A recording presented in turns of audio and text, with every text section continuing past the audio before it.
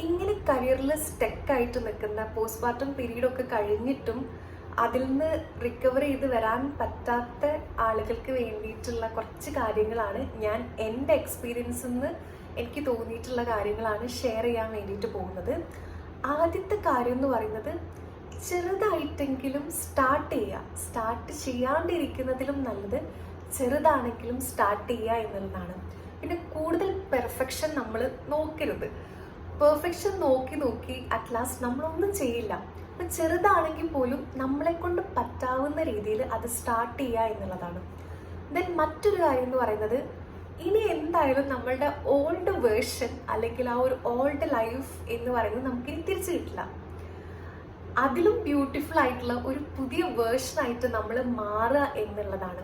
Accept the reality. നമ്മളുടെ reality മനസ്സിലാക്കിയിട്ട് അതിനെ എങ്ങനെ ബ്യൂട്ടിഫുൾ ആക്കുക എന്നുള്ളത് നോക്കുക.